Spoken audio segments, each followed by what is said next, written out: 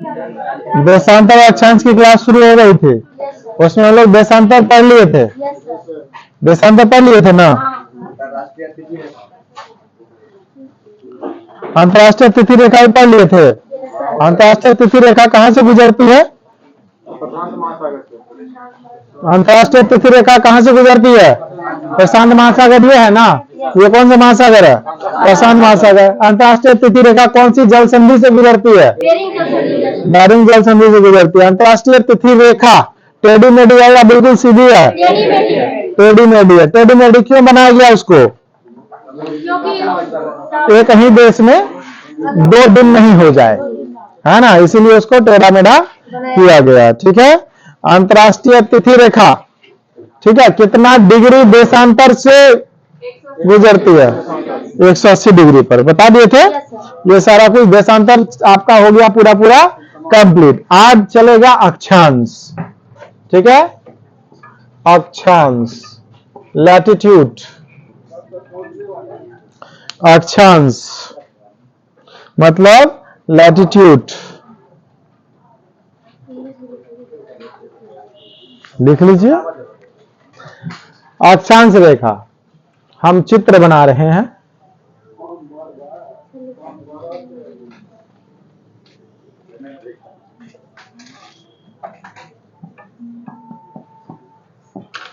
ठीक है, अक्षांश रेखा लिख करके डाल लिखेंगे देंगे।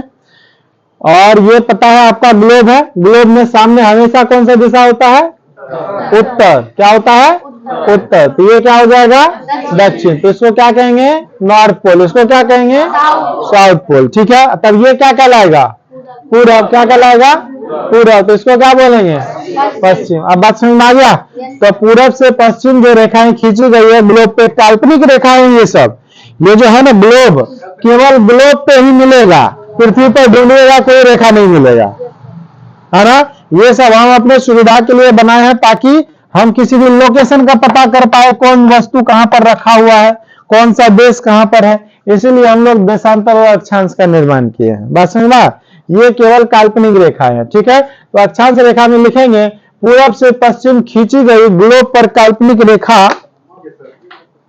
लिखिए, पूरब से पश्चिम खींची गई ग्लोब पर काल्पनिक रेखा। पूरब से पश्चिम खींची गई ग्लोब पर काल्पनिक रेखा पूरब से पश्चिम खींची गई ग्लोब पर काल्पनिक रेखा अक्षांश रेखा कहलाती है, लैटिट्यूड कहलाती है। अक्षांश रेखा कहलाती है। ठीक है ना। ये पूरब से पश्चिम खींच दिए। चलिए, तो ये आपका कितना डिग्री है? 0 डिग्री। 0 डिग्री को विषुवत रेखा, विषुवत रेखा या भू मतलब होता है पृथ्वी, मध्य, जो पृथ्वी के बीचों बीच खींचा गया उसको क्या कहेंगे? भूमध्य कहेंगे, या इंग्लिश में इसको इक्वेटर लाइन बोलते हैं। क्या बोलते हैं? Equator line. तो 0 डिग्री अक्षांश को विषुवत रेखा, भूमध्य रेखा या इक्वेटर लाइन कहते हैं। ये जो 0 डिग्री है, 0 के बाद यहां जाके 1 2 3 4 5 10 20 50 60 70 80 90, यहां तक कितना आ जाएगा? 90, क्योंकि ये वाला कोण कितना का होता है? 90 डिग्री का। तो यहां से यहां तक जाएंगे तो कितना डिग्री जाएंगे? 180 चल जाएंगे। यहां से यहां तक जाएंगे कितना जाएंगे? 90 डिग्री। तो यहाँ पर 1 डिग्री 2 डिग्री 3 4 5 6 7 10 20 50 60 70 80 90, यहां तक आते आते पूरा कितना डिग्री आ जाएंगे? 90 डिग्री। तो यह 1 डिग्री जो है खाली यहीं पर समाप्त हो जाएगा कि ये यहां तक रहेगा? नहीं, वहां तक रहेगा। ये डिग्री नहीं पढ़ा रहे हैं, ये अक्षांश पढ़ा रहे हैं। अब देखिए जरा सा, ये आपका ग्लोब है, तो यहाँ से 1 डिग्री ऊपर जा रहे हैं ना, ये बीच वाला रेखा से, बीच वाला रेखा से हम 1 डिग्री ऊपर जा रहे हैं ना, तो बीच वाला रेखा ये मोटा मोटा दिखाई दे रहा है, तो इससे हम 1 डिग्री ऊपर जाएंगे तो ये पूरा का पूरा चारों साइड में होगा। बात समझ आ रहा है? इसीलिए ये चारों साइड उस तरफ भी है। अब बात समझे? उस तरफ के अलावा उधर गोल भी होगा। यहां से आपको ये दिखता है आधा, आधा तो यहां से यहां तक खींच दिए, लेकिन इधर भी तो है ये। अब बात समझे? ये उधर भी है, यहां पर नहीं ना कर सकते हैं ऐसा। तो ये पूरा का पूरा चारों तरफ है, मतलब कि ये वाला जो 1 डिग्री है यहां पर भी 1 डिग्री कहलाएगा चारों तरफ। उसके बाद यहां से भी 2 डिग्री, इधर भी 2 डिग्री पहुंचेंगे, उधर भी 3 डिग्री, 4 डिग्री, 5 डिग्री, 10 डिग्री, मतलब कि यहां से यहां तक आते आते यहां पर टोटल कितना हो जाएगा? 90 डिग्री का लाइन हो जाएगा। बात समझ में आया? कितना डिग्री का लाइन हो जाएगा? 90 डिग्री का लाइन हो जाएगा। ठीक है ना? 90, हाँ बिल्कुल, इस रेखा की संख्या, अक्षांश रेखा की संख्या कुल 180 प्लस 1 बराबर 181। तो नीचे हाँ हाँ 0 डिग्री इधर है ना, इसके नीचे 10, 20, 30, 40, 50, 60, 70 यहाँ तक भी आगे कितना पहुंच जाएगा? 90 पहुंच जाएगा। तो यहाँ पर भी बहुत सारी रेखाएं हैं। इसमें भी 90 होगा। हाँ हाँ हाँ बिल्कुल, नीचे भी कितना हो जाएगा? 90 हो जाएगा। तो 90 90 कितना हो गया? 180 हो जाएगा, प्लस ये 10 वाला कर देंगे, कितना हो गया? 180। अब बात समझ में आ गया? तो 90 रेखा ऊपर, 90 रेखा नीचे, टोटल कितना हो गया? 180। आइए अब जब हम लोग मान के चले पृथ्वी को ऐसे ऐसे बीच से काट देते हैं, तब हो गया पूरा पूरा 180। नहीं समझे? पृथ्वी को काट दिए, आधा बचा, तो ये आधा को हम ऐसे कर लेते हैं, ठीक है, घुमा दिए, तो ये कितना डिग्री होता है? 180 रेखा तो मिल गया ना। अब दिक्कत क्या है? अब बात सुनना, चारों तरफ से 360 थोड़ी हो सकता है, एक तरफ से 180 पूरेगा, एक तरफ से 360 पूरेगा। कल बताए थे ना देशांतर के बारे में। ये आपका पूरा का पूरा है, यहां से यहां पूरा पूरा कितना होता था? 360। ये 360 को रेखा होता था। और ये वाला कितना है?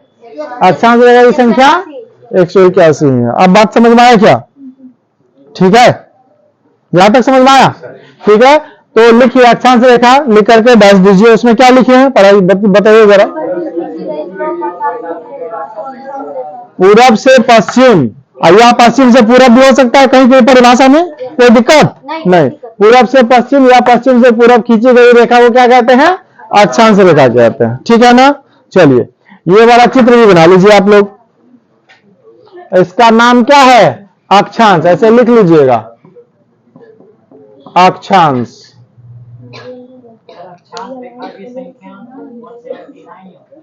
घटा ही देंगे, कहीं कहीं दिया हुआ है ऐसा भी, कहीं कहीं 181 है, कहीं कहीं 179 या 79 काहे कह दिया, उसका भी रीजन है।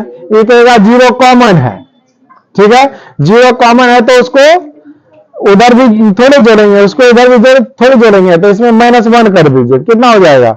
179। ठीक है ना? अब एक्चुअल में कहीं कहीं पर आपको आंसर मिल जाएगा 181, कहीं कहीं पर मिल जाएगा 179, ऐसा भी है। तो ऑप्शन के हिसाब से काम करना है कि पूछ क्या रहा है। दोनों ऑप्शन में हालांकि देता नहीं है, बात समझे ना? इसमें देंगे तो देशांतर भी 0 डिग्री से गुजरती है, तो वो भी 361 होना चाहिए। वो 360 से कोई भी चीज आगे नहीं होता है। 361 डिग्री आज तक दुनिया में कुछ नहीं बना। 0 डिग्री जब इसमें काउंट कर रहे हैं विकास तो उसमें भी तो काउंट, तब इसको माइनस ही कर मान लीजिए, नहीं तो न्यूट्रल लाने दीजिए। न्यूट्रल देगा तो 180 ही मानना पड़ेगा आपको तब, है ना? तो सभी जो भूगोल के जनक है सभी का मानना अलग है।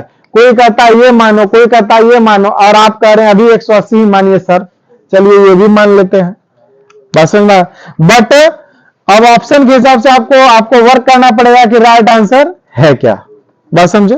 कहीं पर ऐसा फिक्स लिखा हुआ या दिया हुआ नहीं है, बस समझे?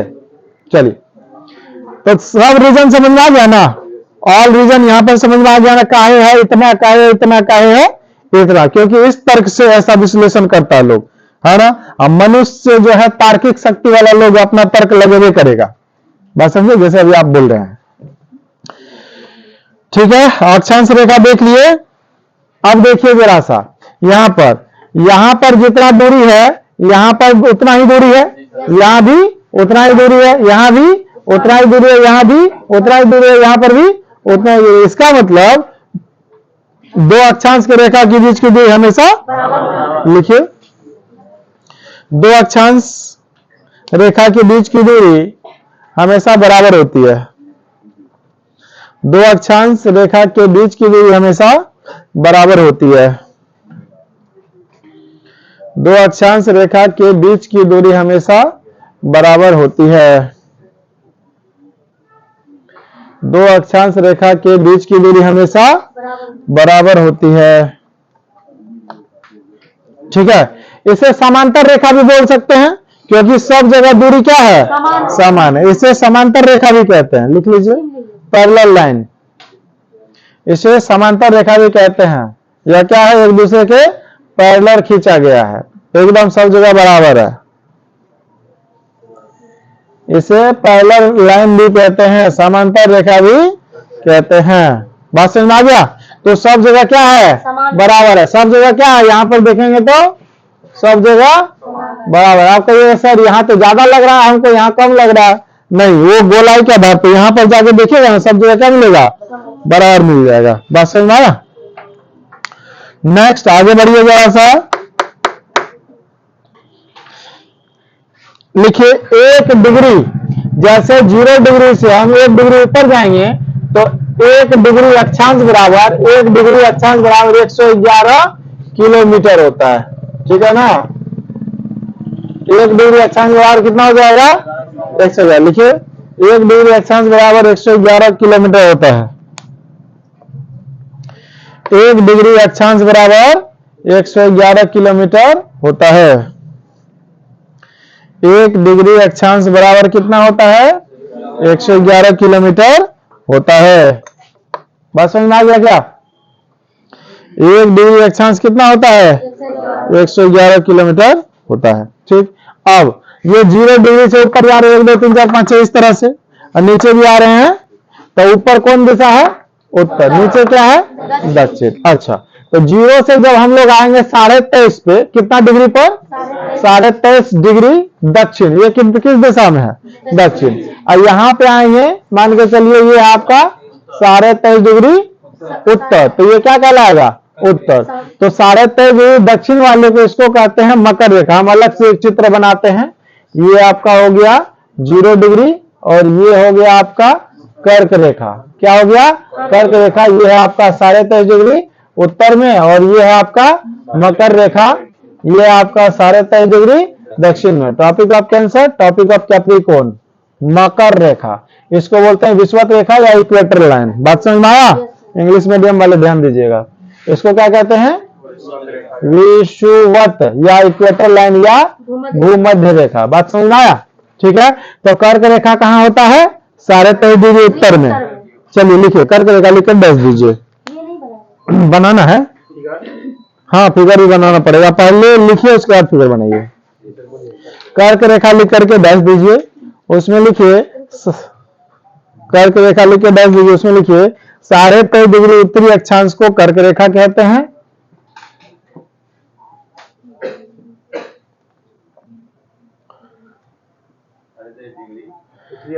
साढ़े 23 डिग्री उत्तरी अक्षांश को कर्क रेखा कहते हैं। ठीक है, नेक्स्ट मकर रेखा लिख करके डाल दीजिए।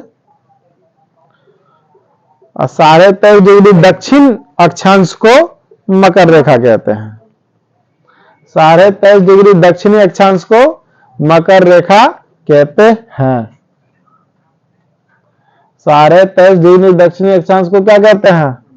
मकर रेखा कहते हैं। ठीक है, विषुवत रेखा या भूमध्य रेखा या इक्वेटर लाइन लिख करके डाल दीजिए। उसको भी लिखा देते हैं।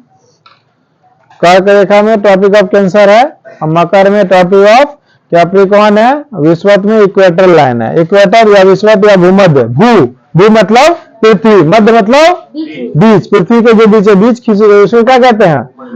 ठीक है, लिखिए विषुवत रेखा लिख करके डाल दीजिए। उसमें लिखिए या पृथ्वी के बीचों बीच 0 डिग्री पर, विषुवत रेखा लिख करके डाल दीजिए। उसमें लिखिए यह पृथ्वी के बीचों बीच 0 डिग्री अक्षांश पर खींची गई है। यह पृथ्वी के बीचों बीच 0 डिग्री अक्षांश पर खींची गई है। मतलब कि 0 डिग्री अक्षांश को क्या कहते हैं? भूमध्य रेखा कहते हैं। यह पृथ्वी के बीचों बीच 0 डिग्री अक्षांश पर खींची गई, इसे क्या कहते हैं? विषुवत रेखा कहते हैं या भूमध्य रेखा कहते हैं। ठीक है, तो कर्क रेखा, मकर रेखा और विषुवत रेखा में कोई दिक्कत नहीं है। ऊपर जाइएगा तो 66.5 डिग्री मिलेगा। वो 66.5 डिग्री ये कहलाता है आर्कटिक वृत्त। क्या कहलाता है?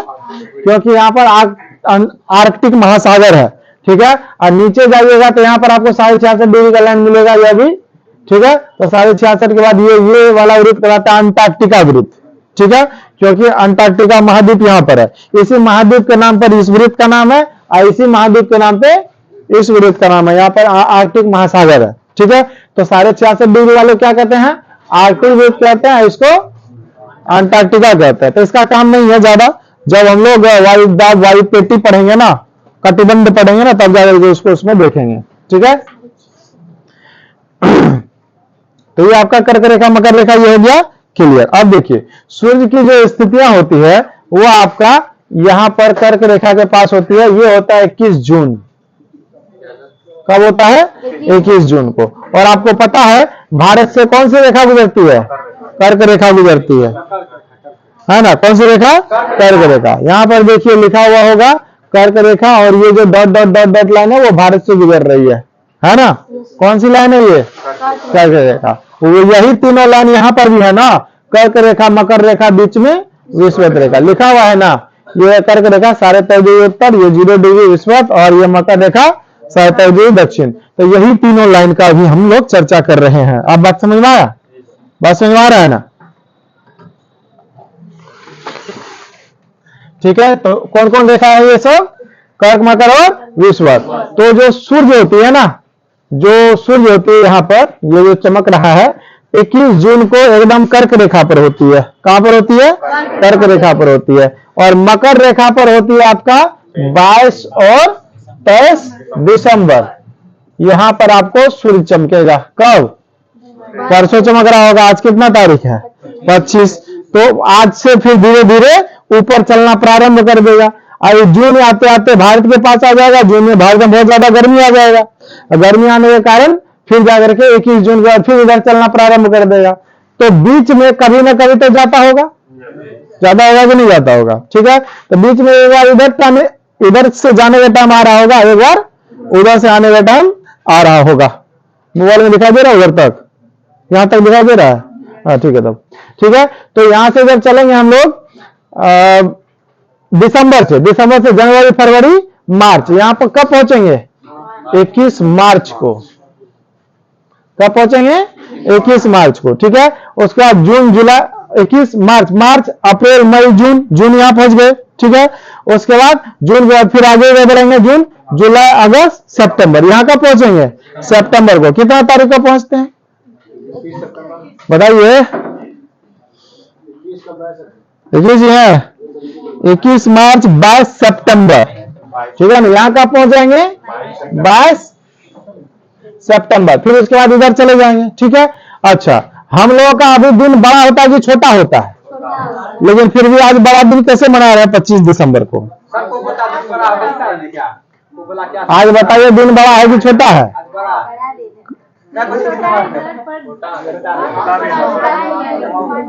आज बड़ा दिन है कि छोटा दिन है? आज क्या तारीख है? आज बड़ा दिन है कि छोटा दिन है?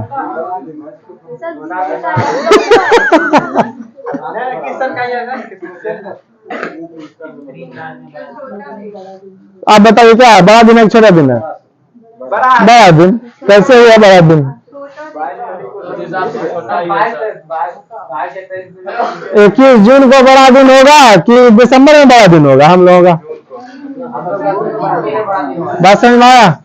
21 जून सबसे बड़ा दिन होता है उत्तरी गोलार्ध का, नॉर्थ प्लेट का, उत्तरी साइड का सबसे बड़ा दिन कब होगा? 21 जून। और दक्षिणी गोलार्ध का सबसे बड़ा दिन कब होगा? 22 दिसंबर। और ये 25 दिसंबर को फिर क्या मनाते हैं बड़ा दिन? ये क्रिश्चियन भगवान जो था ना, क्रिसमस, ईसा मसीह, ठीक है, उसका जन्म हुआ था। उसीलिए उस दिन को ग्रेट डे के रूप में सेलिब्रेट किया जाता है। महान दिन इस भगवान का जन्म हुआ है, गॉड का जन्म हुआ है, इसीलिए बड़ा दिन कहते हैं। ये रीजन नहीं है, ये ज्योग्राफिकल रीजन आपका अलग है। ज्योग्राफिकल रीजन के हिसाब से हम लोगों का तो छोटा दिन चल रहा है। आज 4 बजे देखिएगा दिन दिख जाएगा। बात समझना? तो गॉड का जन्म हुआ था, इस कारण से उसको ग्रेट डे सेलिब्रेट करते हैं। बड़ा दिन है आज।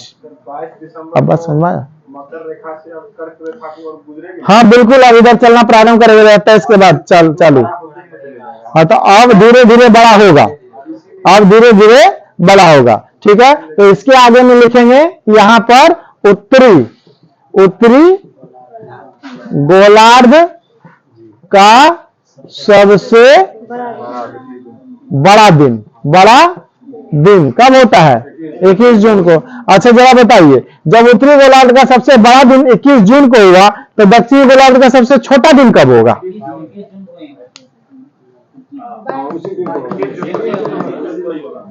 21 जून को ही होगा। 21 जून को जब हम लोग का बड़ा हो रहा है तो उसी दिन में इसका सबसे छोटा होगा कि नहीं होगा? ठीक है। अच्छा, दक्षिणी गोलार्ध में सबसे बड़ा दिन कब होता है? 22 और 23 दिसंबर। ठीक है, तो बताइए उत्तरी गोलार्ध में सबसे छोटा दिन कब होगा? 22-23 दिसंबर। लेकिन तभी जब हम लोग बड़ा दिन सेलिब्रेट कर रहे हैं, लेकिन सबसे छोटा दिन परसों था कि नहीं था? बात समझ में आ गया? 22 और 23 दिसंबर। जी हाँ, इसके लिए ये हो गया बड़ा दिन। ठीक है, आज इधर का सबसे छोटा दिन कब होगा? दक्षिणी गोलार्ध का इधर जो देश होगा इसके लिए सबसे छोटा दिन कब होगा? 21 जून को। अब क्लियर हो गया? किसी को कोई दिक्कत नहीं है? अब जरा देखते हैं देश। ये है आपका मकर रेखा। कौन सा? मकर रेखा। इधर आपका चिली है, अर्जेंटीना। यहां भी गर्मी होगा कि ठंडी? दक्षिण अफ्रीका। अभी सूरज कहाँ है? कर्क रेखा पे कि मकर रेखा पे? मकर रेखा पे तभी ना हम लोग दूर चले आए हैं, ठंडी लग रहा है। बात समझ में आया? तो अभी सूरज कहाँ है? यहाँ मकर रेखा पे चमक रहा है ज्यादा। हम लोग का दिन भी छोटा करता है इसी कारण से। तो ऑस्ट्रेलिया में भी क्या होगा? गर्मी की ठंडी। तो वैसा ही गर्मी पड़ रहा होगा अभी वहां, जैसा हम लोग को जून में लगता है।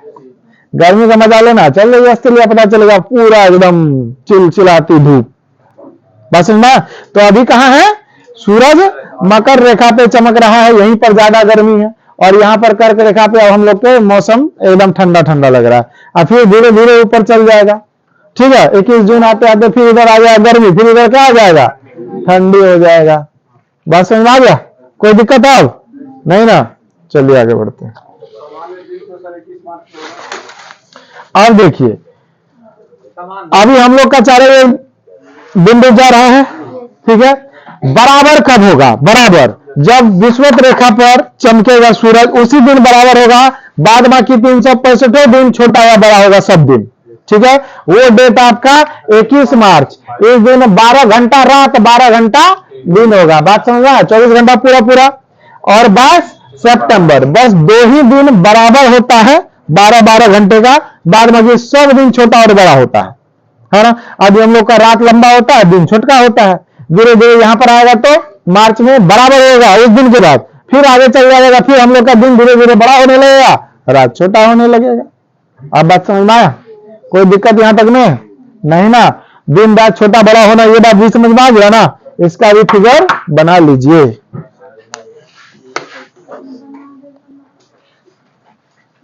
फिगर भी बना लीजिए, इसको लिखाएंगे नहीं अलग से,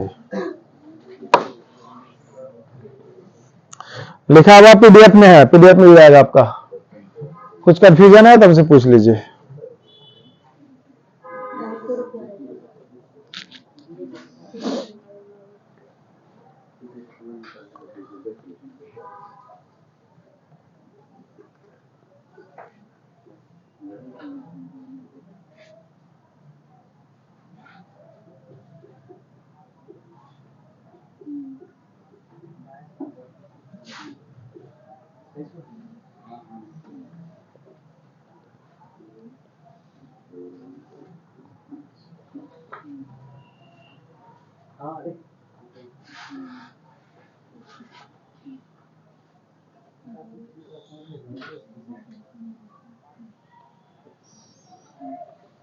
बनाए चित्र।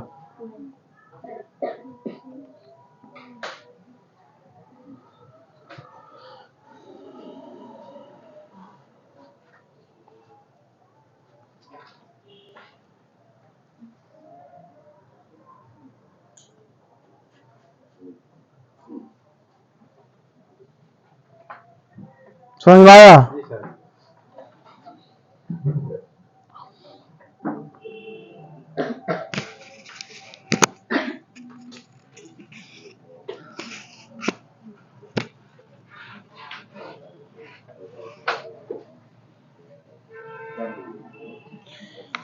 तो देशांतर और अक्षांश में अब कोई दिक्कत है?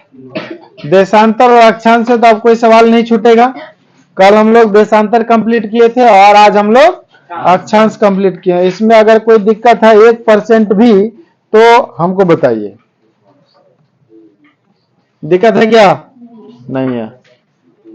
सवाल पूछ सकते हैं? ठीक, कम से कम तैयार तो हैं। चलिए आगे बढ़ते हैं। हो गया ना ये? हाँ। अच्छा अब देखिए, सूरज जो है ये कर्क रेखा और मकर रेखा के बीच ही हमेशा चमकती है। क्या यहाँ उत्तर ध्रुव के पास यहाँ पर और यहाँ पर जाती है सूरज? नहीं जाती है, कभी भी नहीं जाती है। सूरज की स्थिति हमेशा कर्क और मकर के मध्य ही बना रहता है। ठीक है, अब जरा देखिए कि इस वाले क्षेत्र में तो बहुत ज्यादा गर्मी पड़ेगा जी। नहीं पड़ेगा? पड़ेगा कि नहीं पड़ेगा? जब सूरज का रोशनी यहाँ पर पड़ेगा कर्क और मकर के बीच, जबकि हम लोग कर्क रेखा से ऊपर है, बिहार कर्क रेखा थोड़ा ऊपर है ना, रांची से कर्क रेखा गुजरती है। जब सूरज इतना दूर के मध्य घूम रहा है, इसका मतलब है कि इस वाले क्षेत्र में बहुत ज्यादा गर्मी होगा। इसलिए इस वाले क्षेत्र को कहा जाता है उष्ण कटिबंध। उष्ण क्या कहा जाता है? उष्ण कटिबंध। बहुत ही गर्मी पड़ती है, बहुत ज्यादा गर्मी। अब जरा देखते हैं विश्व के मानचित्र पे ये गर्मी पड़ता कहाँ कहाँ पर। ठीक है, ये आपका विषुवत रेखा है। इसी रेखा के पास में सबसे ज्यादा गर्मी पड़ेगी और यहाँ से लेकर के यहाँ तक पूरा पूरा क्या पड़ेगी? गर्मी पड़ेगी। इतना दूर में जितना भी देश होगा ना, इसलिए सब देश का आदमी काला होता है। यहाँ इतना दूर का, अफ्रीका का या वेस्ट इंडीज का या दक्षिण भारत का, इंडोनेशिया का, हाँ एकदम ब्लैक एंड व्हाइट।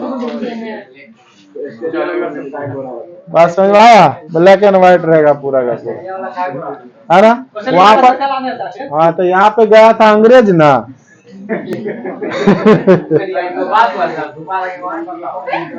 अंग्रेज लोग जो है ना, उसका डीएनए उसका चेंज हो गया ना। बात समझ में आया? यहाँ पर भी कब्जा था अंग्रेज का। अंग्रेज यहाँ से आया, ये उत्तर ध्रुव के पास है। ठीक है, तो ये अपना अपना डीएनए वो जहां जहां छोड़ेगा सब जगह क्या हो जाएगा? उसी के जैसा पैदा होगा। बात समझ में आया? तो वो भारत में भी आया, यहाँ पर भी आया, दुनिया में जहां जहां पर उसका डीएनए गया वो लोग व्हाइट व्हाइट होता था।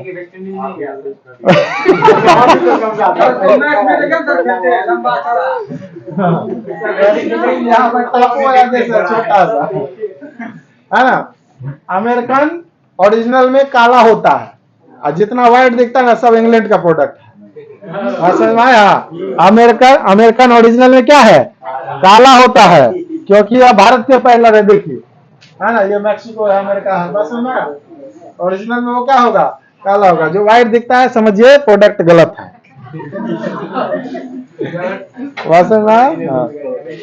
तो रीजन समझ में आया ना? ये आपका ज्योग्राफिकल रीजन है, परंतु इन सब को बदल देता है ब्यूटी पार्लर वाली सब अपोजिशन। ठीक है, तो अब देखिए इस क्षेत्र में बहुत ज्यादा गर्मी पड़ रहा है, तो क्या खाली यहीं पर पड़ेगा कि समुद्र में भी गर्मी रहेगा? ये भी हिंद महासागर में, अटलांटिक महासागर में भी, प्रशांत महासागर में भी गर्मी रहेगा। अब जब यहाँ पर गर्मी रहेगा तो बहुत सारा जलवाष्प उड़ उड़ के आकाश में जाएगा। पानी सोखेगा ना, नमक घुला हुआ नमक तो नहीं सोखेगा, परंतु जलवाष्प उठेगा। जब जलवाष्प उठेगा तो बहुत ही ज्यादा यहाँ पर संघनित होकर के बादल बन जाएंगे, सारे के सारे जलवाष्प। और जब बादल बनेंगे तो यहाँ पर जब गर्मी का क्षेत्र काफी ज्यादा रहेगा तो यहीं पर वर्षा भी होगी। कभी कभी आप अनुमान लगाते होंगे आज बहुत गर्मी है, लगता है बारिश होने वाला है, ऐसा लगाते हैं ना अनुमान। ठीक है, तो यही कारण है। ठीक है, यहाँ पर बहुत ज्यादा गर्मी रहती है, जलवाष्प बनता है, जलवाष्प बन करके ऊपर बादल बनते हैं संघनित होकर के, और संघनित होने के बाद फिर जब यहाँ पर बारिश होती है, फिर इसी वाले क्षेत्र में क्या होती है? बारिश। इसलिए आपको मिलेगा एक लाइन कि विश्व में सबसे अधिक वर्षा विषुवतीय प्रदेश में होती है। कहां पर होती है? ये विषुवत। विषुवत किसको कहते हैं? जीरो 0 डिग्री अक्षांश को।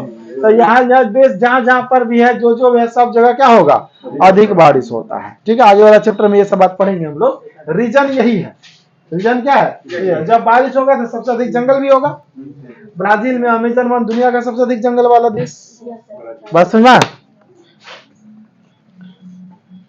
अभी दिखाते हैं आपको अफ्रीका के काले लोग।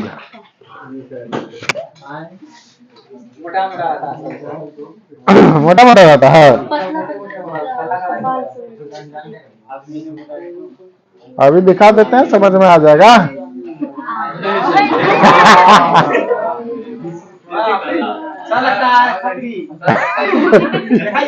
खचड़ी क्या होता है?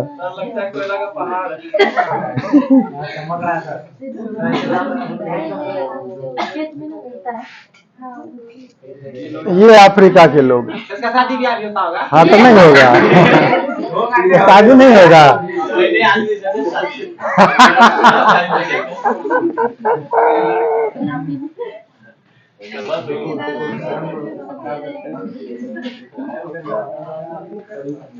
ये देखिए लोग,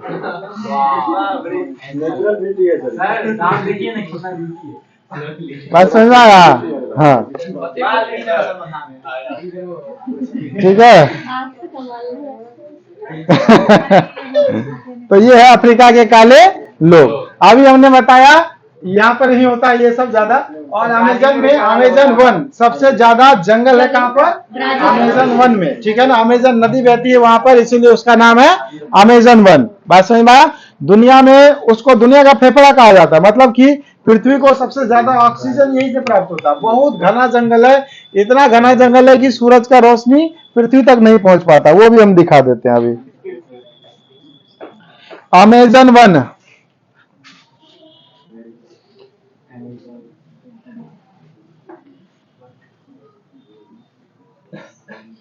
अमेजन वन को जरा देख लीजिए, ये कैसा दिखता है।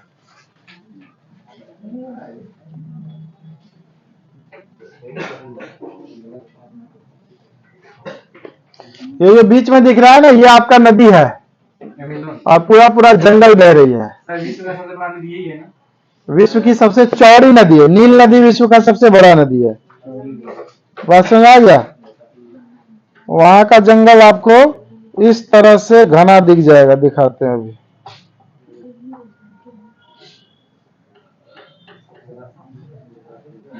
पूरा एकदम घना घना, एकदम काला काला, धूप वहां पहुंचता ही नहीं है। बात समझ में आया।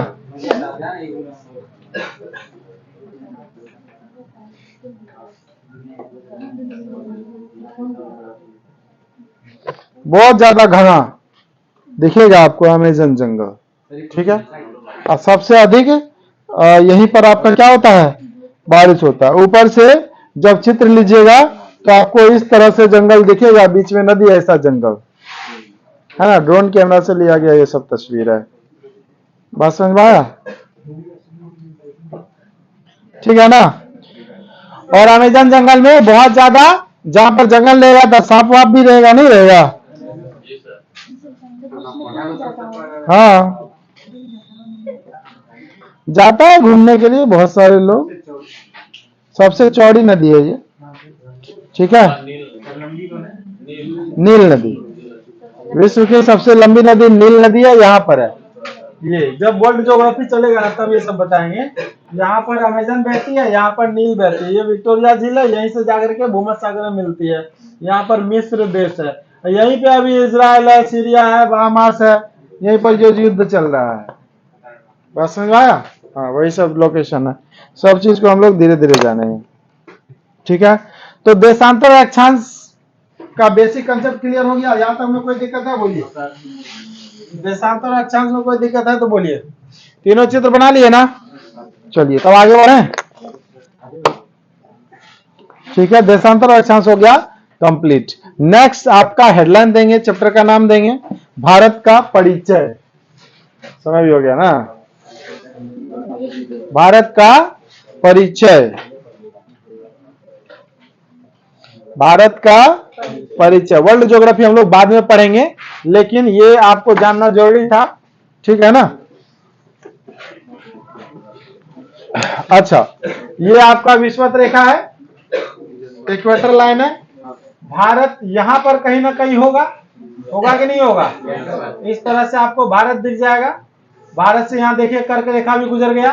ये कौन सा रेखा है? कर्क रेखा। भारत से कर्क रेखा गुजरती है ना, 8 राज्यों से गुजरती है। तो भारत यहाँ पर है 0 डिग्री से थोड़ा सा ऊपर। तो भारत का स्टार्टिंग कहीं ना कहीं से होता होगा। तो भारत का जो स्टार्टिंग होता है, यहाँ पर हम अगर प्योर भारत बना लें, ठीक है, ये है हमारा प्यारा सा भारत, ठीक है।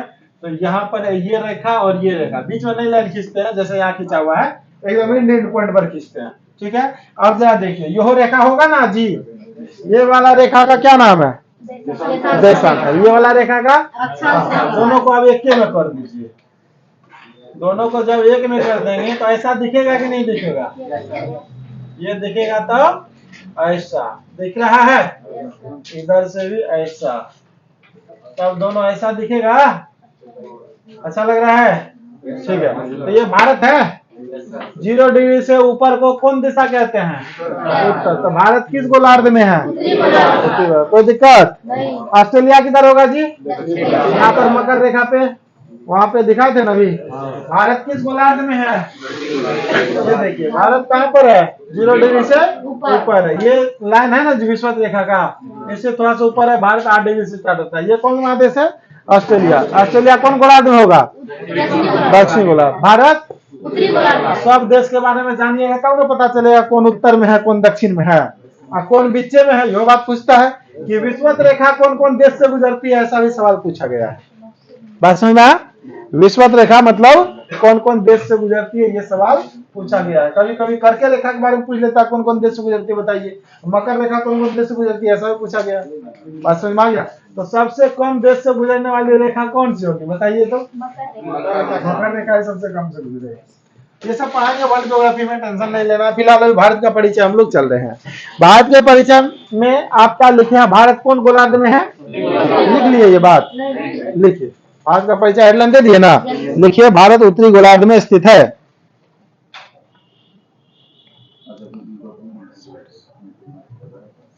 भारत उत्तरी गोलार्ध में स्थित है।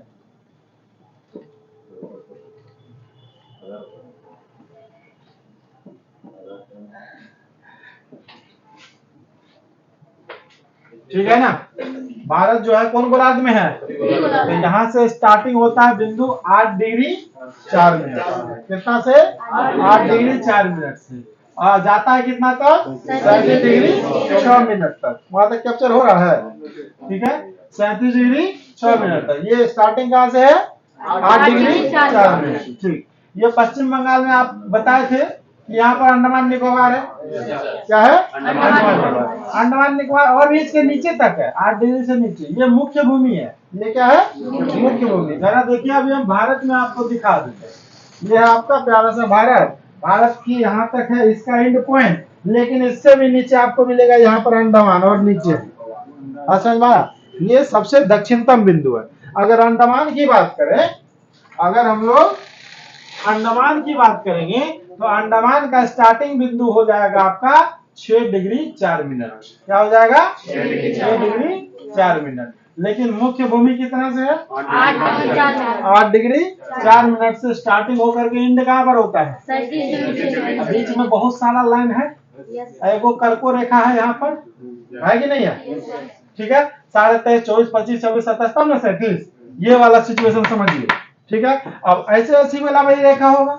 इसका मतलब यहाँ पर भी रेखा होगा और यहाँ पर भी रेखा होगा। यहाँ एंड पॉइंट पर बनाते हैं, होगा कि नहीं होगा?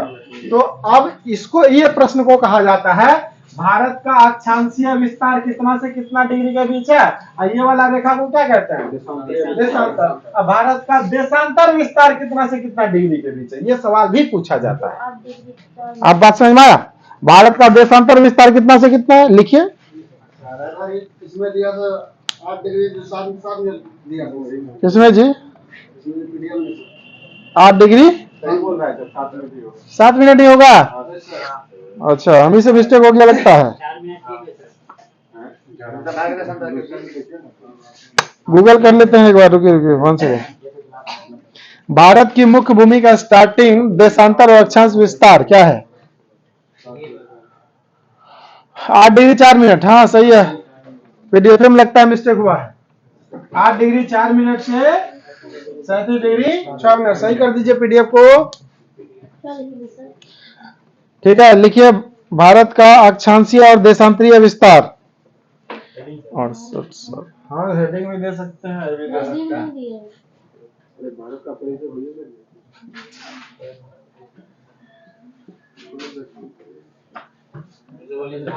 भारत का अक्षांशीय और देशांतरीय विस्तार। अक्षांशीय और देशांतरीय विस्तार।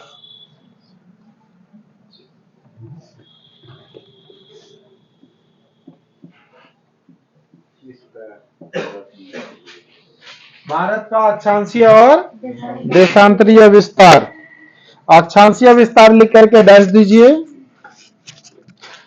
अक्षांशीय विस्तार लिख करके डैश दीजिए। अक्षांशीय विस्तार लिख करके डैश दीजिए, उसमें लिखिए 8 डिग्री 4 मिनट से 37 डिग्री 6 मिनट उत्तर। 8 डिग्री 4 मिनट उत्तर से 37 डिग्री 6 मिनट उत्तर। उत्तर से उत्तरे है, दक्षिण से उत्तर नहीं कर दीजिएगा, बहुत लंबा हो जाएगा भारत। 8 डिग्री 4 मिनट से 8 डिग्री 4 मिनट यहाँ पर एन डाल दीजिएगा। एन मतलब नॉर्थ, क्योंकि यह किधर है? उत्तर में है ना।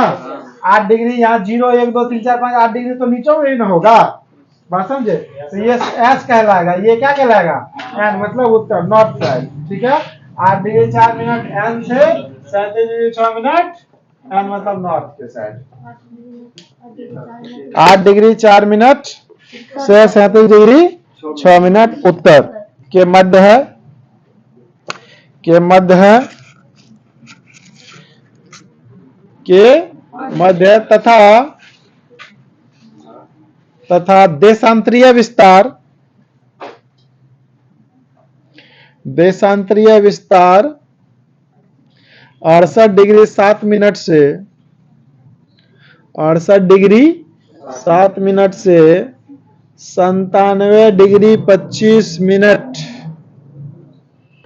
97 डिग्री 25 मिनट के मध्य है।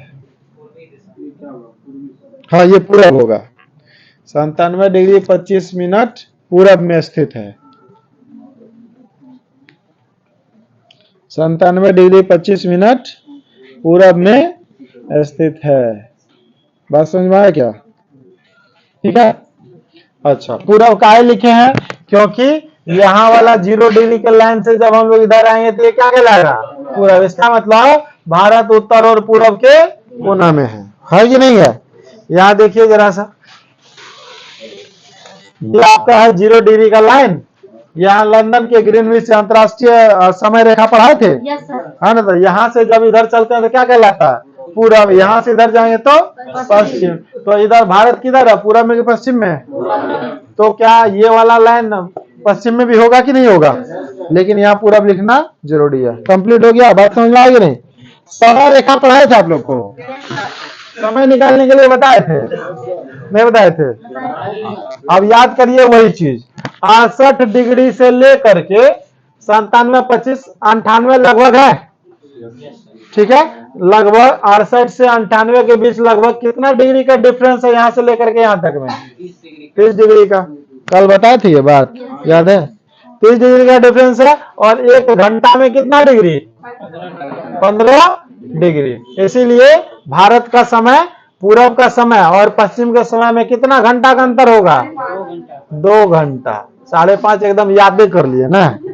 कुछ होगा तो आंसर 5.5 मारना है। पूछ ले कुछ भी कोई मतलब नहीं है हमको, क्या है ना? 5.5 मारना। ठीक है, भारत का समय पूरब और पश्चिम का समय का अंतर कितने घंटा का? 2 घंटा का। अब बात समझ में आया क्या? ठीक है ना? यहाँ तक में कोई दिक्कत नहीं ना है? तो ये था आपका भारत का एक सामान्य सा छोटा सा परिचय। और भी परिचय में बहुत बात है, अब भारतीय चलते रहेगा। बात समझ आया ना? अभी बहुत कुछ सीखना है भारत में। ठीक है, भारत का मात्र एक छोटा सा परिचय मिला है आपको, केवल कि ये है कहां पे, लोकेशन कहां है। ठीक है, इसी लोकेशन के मदद से हम लोग गूगल में सर्च करते हैं, बताओ एटलस क्लास कहां है पूर्णिया में, तो लोकेशन ऐसे ऐसे करके रास्ता पहुंचा देगा। बात समझ में आया? तो यही देशांतर और अक्षांश की मदद से, क्योंकि हमने जो लोकेशन अपलोड किया है या फिर हमारा मोबाइल जहां पर रखा हुआ है वो लोकेशन पे रखा हुआ है क्लास में, बिल्कुल ठीक है। तो ये लोकेशन देशांतर और अक्षांश की मदद से पता चल जाएगा कि भारत में, अमेरिका में नहीं है, क्योंकि इतना वाला डिग्री तो अमेरिका में भी ना होगा, नहीं होगा, जस्ट अपोजिट साइड में, इसलिए यह पूरब लिखल है तो इसका मतलब पूरब में होगा। ठीक है ना, जब भी कोई देशांतर लिखा हुआ रहता है, देशांतर अक्षांश, उनमें लिखा रहेगा भारत के सब में एन मतलब नॉर्थ, ईस्ट मतलब पूरब। ठीक है, मतलब कि नॉर्थ और ईस्ट, इतना डिग्री देशांतर और अक्षांश। आजकल एक गूगल वाला कैमरा आया है, सेल्फी कैमरा, जिसमें देशांतर और अक्षांश डिग्री सहित लिखा हुआ रहता है, कहां से ये फोटो लिया पता चल जाता है ना। उस टाइम में जीपीएस कैमरा कहते हैं उसको। उस टाइम में कौन लोकेशन पे था, स्कूल में था मास्टर साहब की ना, जीपीएस कैमरा से फोटो लेगा, डालेगा, पता चल जाएगा कहां पे ये है स्कूल लोकेशन, उसको कहते हैं जीपीएस कैमरा। अब बात समझ में आया? तो किसी भी वस्तु स्थिति का पता लगाने के लिए हम लोग देशांतर और अक्षांश का उपयोग करते हैं। अब बात समझा, देशांतर और अक्षांश का क्या उपयोग है। और ये पूरा का पूरा इंटरनेट का जाल जैसा नहीं लग रहा है, पूरा दुनिया इसी पे चलता है। इतना ज्यादा टेक्नोलॉजी का विकास हो गया है, ड्रोन को कह दिया जाना है फलना जगह पे, तो वहीं पर जाकर के अपना सामान उतारेगा। विदेश में, चाइना वगैरह में ड्रोन सामान पहुंचाता है, डिलीवरी बॉय नहीं है भारत के जैसे।